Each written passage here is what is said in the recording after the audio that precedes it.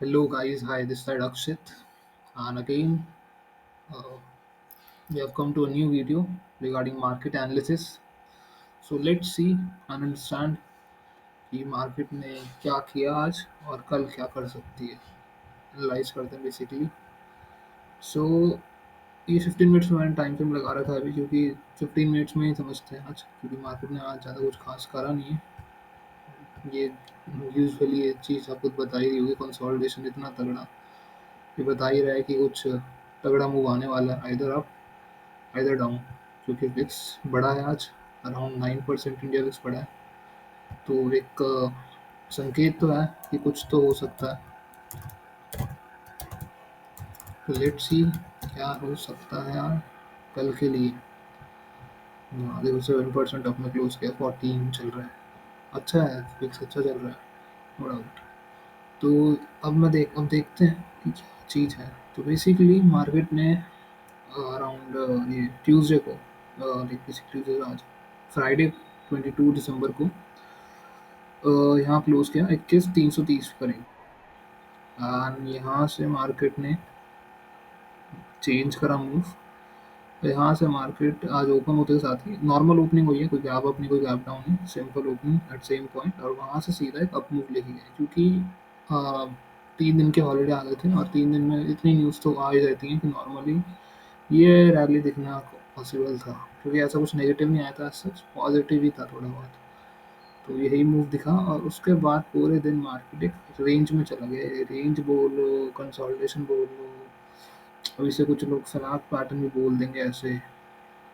ये फ्लैग बन गया आपका, तो कुछ भी कह लो आप, बट मेरे लिए तो ये रेंज है, और ये रेंज सबसे घटिया रेंज है. यहाँ पे जो मूव में जिसने ट्रेड करा उसने कुछ कमा लिया होगा, बट इसके बाद जिसने भी ट्रेड लिया कि हाँ निकलने वाला है, तो कुछ नहीं मिला उसे, क्योंकि एक नॉर्मल सा पॉइंट है. अगर इसे आप थोड़ा सा चार्ट को शॉर्ट करूँ मैं, तो आप देख पाओगे कि मार्केट ने यहाँ पे भी यही सेम सिनेरियो करा था.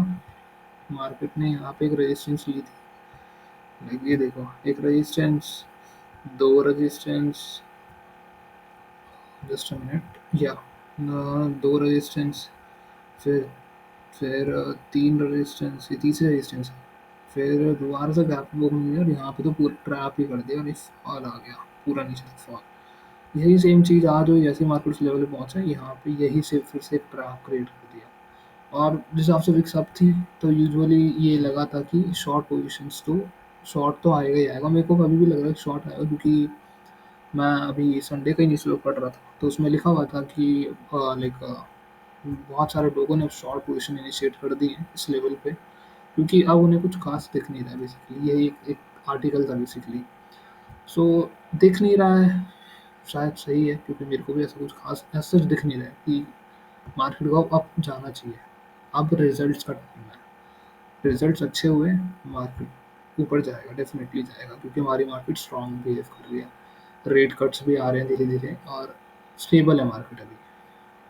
अगर रिजल्ट्स पे फर्क पड़ता है, क्योंकि ले ऑफ्स भी चल रहे हैं, ये भी दिमाग में रखना कि ले ऑफ्स अभी भी चल रहे हैं.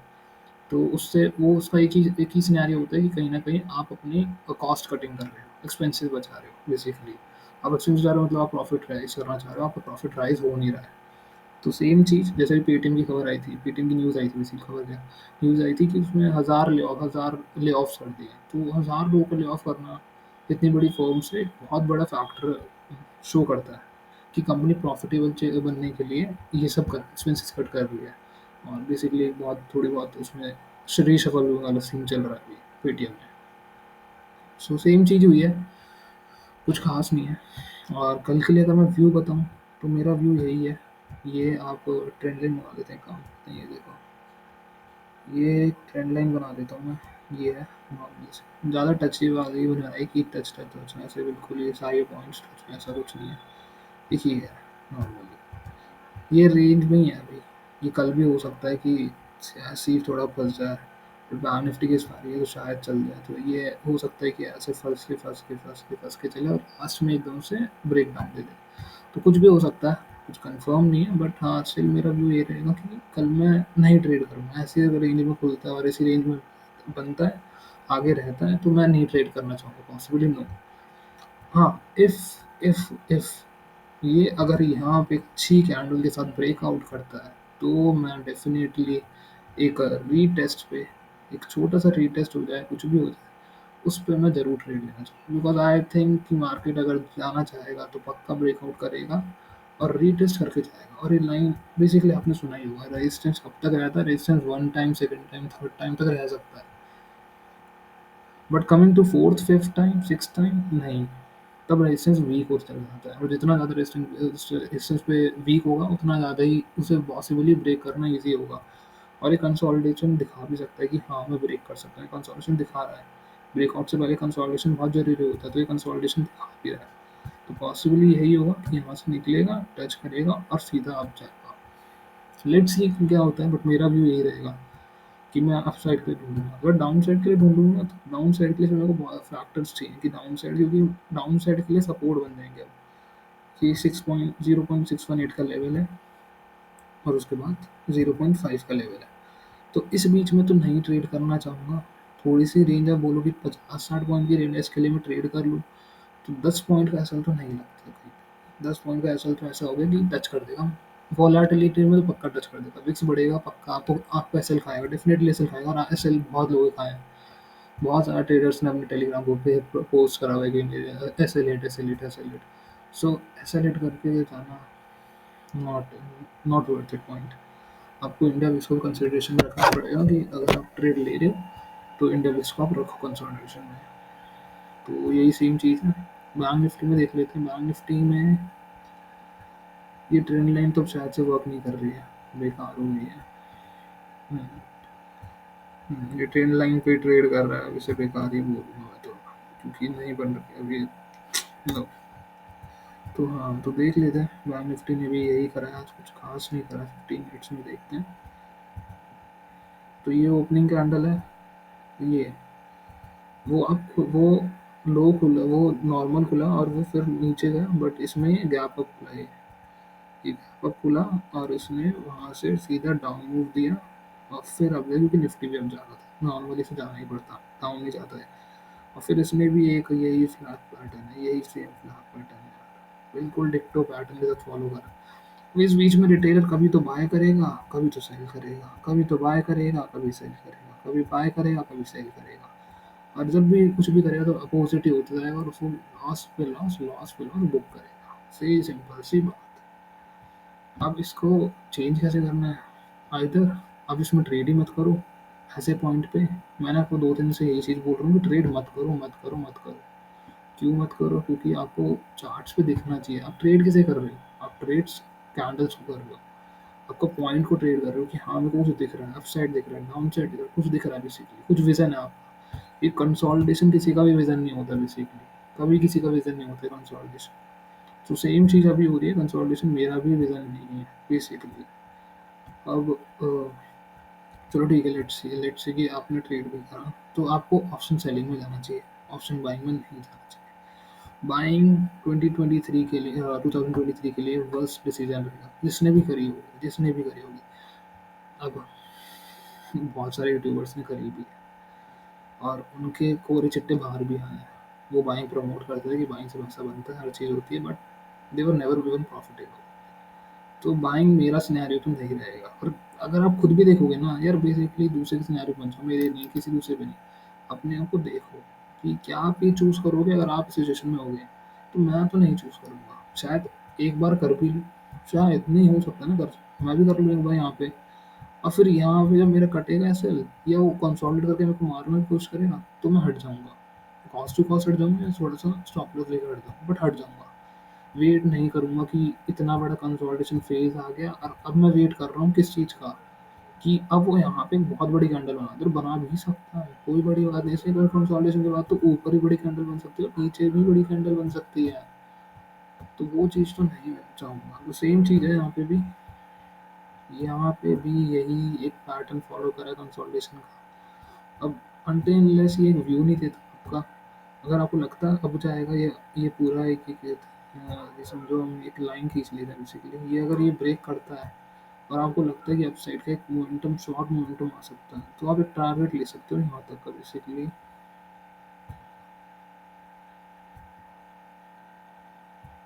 ये ट्रेंड लाइन है यार, मैं तो नहीं बोलूँगा कि ट्रेड लो भी, अपसाइड का भी मत लो यार। क्योंकि अगर चला भी गया तो पता है यहाँ तक जाएगा और यहाँ से रेजिस्टेंस लेके फिर दोबारा नीचे जाएगा। तो नहीं बोलूँगा, अगर लेना है तो लो, फिर यहाँ अगर निकलता है यहाँ से तो यहाँ तक का लो। बट वो आपको कंसोलिडेट करेगा, आपको फंसाएगा। मेरे को कोई अच्छा विजन नहीं दिख रहा बैंक निफ्टी में, टू बी वेरी ऑनेस्ट। मैं खुद भी नहीं ट्रेड लेना पसंद करूँगा ऐसे पॉइंट पर, बिल्कुल भी नहीं। एक अपसाइड का ही लूँगा, अगर लूँगा भी तो वो भी क्लियर विजन के साथ लूँगा। करते हैं बात फिर निफ्टी की। सेम सिनेरियो, सेम थिंग, वही सेम चीज़ है, कोई प्रॉप कुछ हमें करना ही नहीं है। देखो ये फंसा पड़ा है, ये डोजी, ये इस कैंडल को, ये देखो यार, एक बार कैंडल्स देखो, मतलब लेट्स ओपन दीज कैंडल्स। यहाँ खुला मार्केट, ये हैमर, ये डोजी, ये फिर भी थोड़ी पुलिस, फिर डोजी, फिर डोजी, फिर doji, pin bar, hammer, bullish, bullish, pin bar, इसे पिन डोजी बोलेंगे बेसिकली, इसे भी डोजी बोलते हैं, और ये फिर बुलिश। ये मतलब क्या, हम ये चार्ट में ओपन मार्केट में कैंडल्स पैटर्न सिखा रहा था कि कौन कौन सी कैंडल मैं बनाता हूँ, आओ सीखे हैं, आज सीख लेते हैं क्या क्या चीज़ें कर सकते हैं। worst thing, never trade this, never ever trade this, never ever trade this। ये चीज़ कभी मत ट्रेड करो, ये आपको फंसाने के लिए ही है सिर्फ। ये लाइन है 21,282 की। अगर इसे निकालता है, पॉसिबली एक अच्छी कैंडल के साथ निकालता है कि आपका ओपनिंग देता है, कुछ अच्छी सी कैंडल से निकालता है, you can go for a target for around 350 this candle, you can achieve a target for this, you can buy for a target of this level, black line। अगर देता है तो, नहीं देता पॉसिबली सिट बैक करो, मत trade करो जब तक विजन ना दे, क्योंकि यहाँ पे हैमर है, मैं पता नहीं क्या क्या बना रहे, लिटरली इतना गंदा चार्ट। पॉसिबली ये चार्ट सिर्फ नीचे के लिए ही बन रहा है, मेरे ख्याल से तो नीचे के लिए बन रहा है। विक्स बढ़ता है तो मार्केट नीचे जाती है यूजुअली, तो हो सकता है पक्का पक्का नीचे के लिए ही बन रहा हो। तो आई डोंट थिंक सो कि आपको बाय करना चाहिए। Still you can wait, you can try to wait and watch things how they can work out. Open markets में चीज़ें, सिनेरियोज बदलते भी हैं, सिनेरियोज बदलते भी हैं। तो अगर सिनेरियो बदल रहा है तो आप भी अपना व्यू बदल लो, एज सिंपल एज दैट। मेरा तो यही कहना होगा, हमसे रेक्टेंगल पैटर्न बोल देगा कोई एकदम से, बट नहीं, इतना प्रॉपर भी नहीं। Second chit, let's talk about some stocks which I have in mind, which I have seen something can work out। तो लॉरस लैब्स में मेरे को वीकली टाइम फ्रेम पे एक चीज़ दिख रही है, पॉसिबली आप भी देख के बताओ अगर आपको भी दिख रही है। तो मेरे को ये दिख रहा है, ये ट्रेंड लाइन आ गई है ऊपर से, पॉसिबली ये एक सपोर्ट जोन था इसका पहले, जो कि इसने ब्रेक कर दिया यहाँ पे। यहाँ तो एक नॉर्मली सीधा ही कुछ था, बट यहाँ पे ब्रेक, यहाँ पे सपोर्ट लिया, यहाँ पे भी सपोर्ट लिया, यहाँ पे फिर सपोर्ट लिया, यहाँ पे भी सपोर्ट लिया, फिर ब्रेक डाउन करा, और फिर अब उसी रेजिस्टेंस लाइन पे है। सो अब क्या हो सकता है, मैं बता रहा हूँ। अब होगा ये कि इधर यहाँ से रेजिस्टेंस लेगा, अगर वॉल्यूम आ गई, अगर वैसे रेजिस्टेंस लेकर वॉल्यूम नहीं है, नीचे जाएगा। अगर आ गई अच्छी कैंडल यहाँ पे ऊपर क्लोज हो गई, तो ये फिर ऊपर की साइड जाकर फट जाएगा, लिटरली फट जाएगा। ट्रेंड लाइन के बाद तो पक्का पक्का फट जाएगा। एक मूव तो देगा अच्छा, कम से कम भी अराउंड 20% और 30% minimum, I think so, minimum. So एक नज़र रख सकते हो, एक स्टॉक अपने दिमाग में रख सकते हो, सही टाइम पे बाय करती है। एक एनालिसिस है, और कुछ नहीं है, कोई बाय का प्रिस्क्रिप्शन नहीं, कुछ नहीं है, बस एक एनालिसिस है। बाय करना है नहीं करना है, आपके अपने रिस्क रिवॉर्ड पे बात आती है। रिस्क रिवॉर्ड हमेशा फेवरेबल रखना चाहिए। यहाँ पे रिस्क थोड़ा कम लग रहा है, रिवॉर्ड थोड़ा ज़्यादा लग रहा है, बेसिकली सेम है, रिस्क थोड़ा कम, रिवॉर्ड थोड़ा ज़्यादा। Let's talk about the stock. So the stock is Greaves cotton. बहुत हाई पे गया स्टॉक, फिर लो आया, ये सपोर्ट लाइन है जैसे आप देख पा रहे हो, इतनी बार सपोर्ट लिया कि मेरे को दिखाने की जरूरत भी नहीं है। ये सपोर्ट है, ये फिर सपोर्ट है, ये फिर सपोर्ट है, ये सपोर्ट है, ये सपोर्ट है, मतलब ये पूरे ही सपोर्ट में चल रहा है, एक सपोर्ट है पूरा का पूरा स्टॉक के लिए। तो ये स्टॉक की यही आप एसएल हो सकता है, 121 का एसएल या 128 का एसएल आप चूज कर सकते हो। और फॉर अ टारगेट, और अगर मैं ऊपर के रेजिस्टेंस की बात करूँ तो मैंने मार्क कर रखे हैं, जैसे देख पा रहे हो। ये पहले रेजिस्टेंस ली, ये दूसरी बार रेजिस्टेंस ली, ये तीसरी बार ली, चौथी बार जा रहा है, पॉसिबली रेजिस्टेंस नहीं लेगा, ब्रेकआउट करेगा वन मोमेंट में अगर ब्रेकआउट करता है तो फिर आप टारगेट बना लो। ऐसे मैं दिखाता हूँ इससे, ये आपके हो सकते हैं टारगेट्स। फिर रिट्रेसमेंट ही लगा लेते हैं, ये थोड़ा सा अच्छा मिल जाएगा और कुछ नहीं है। हाँ, ये लगा है फिर रिट्रेसमेंट, तो बहुत सही दिख रहा है यार, बहुत सही दिख रहा है, अच्छे खासे टारगेट्स दिख रहे हैं ओपन मार्केट में भी। यहाँ से निकलेगा तो पॉसिबली ये कोई रेजिस्टेंस नहीं है पहली बात तो, ये सिर्फ होगा कि ये जो रेजिस्टेंस थोड़ा बहुत लिया है उसके लिए ही है। काउंट कर सकते हो ऐसे टारगेट्स, छोटे छोटे टारगेट्स भी बहुत ज़रूरी होते हैं, अगर वो चाहिए होते तो आपका एसएल शिफ्ट होना स्टार्ट हो जाना चाहिए। तो वही सेम चीज़ है, इस हाई के बाद ही ट्रेड लेना, मेरे ख्याल से मैं मानता हूँ कि इस हाई के बाद ही ट्रेड लेना चाहिए किसी को भी। हाँ, तो ये जो मैंने मार्क कर रखा है 155 के बाद ही बाइंग इनिशिएट करना है, क्योंकि ये एक पोजीशन टूट जाएगी लोअर लोस की और हायर हाइज की, नई पोजीशन बननी स्टार्ट हो जाएगी हायर हाइज की। तो जब हायर हाइज की पोजीशन बनती है तो फिर आपका ये एसएल बन जाएगा, जैसे इसको क्रॉस करेगा आप यहाँ पे बाय कर लो, आपका फिर कॉस्ट टू कॉस्ट एसएल आना स्टार्ट हो जाएगा, रात दिन आपको अपना स्टॉप लॉस लगा कम से कम 20 से 30 पॉइंट नीचे। सेम चीज़ फिर आपका नया टारगेट हो जाएगा ये लाइन 173 की, फिर सेकंड लाइन आपकी 193 की, ये 193 वाली लाइन आपका एंड टारगेट होगा, क्योंकि इसके बाद पक्का पक्का रेजिस्टेंस लेगा, ब्रेक कर देता है सेकेंडरी चीज़ उससे पहले नहीं करेगा। तो ये एनालिसिस है, आप देख सकते हो, एनालाइज करो, और अगर आपको लगता है कि अच्छा स्टॉक है, अच्छा एक पॉइंट ऑफ व्यू बन सकता है, तो प्लीज़ प्लीज़ प्लीज़ अपना व्यू बना के अपना कैसे भी करके एनालाइज करके देख लो, बाय कर लो जैसे मर्जी लगे, ऑन थॉरो एनालिसिस करके करना, जो भी करो एडवाइजर अपने फाइनेंशियल एडवाइजर से बात करके करना, जस्ट अ डिस्क्लेमर। तो यही मेरा आज का एनालिसिस था, जो मेरे को लगा कि आपका शेयर कर देना चाहिए, and I think so, I hope so you like this video. Please share your valuable feedback in the section, and we can again reconnect in our next analysis video. Okay, thank you guys.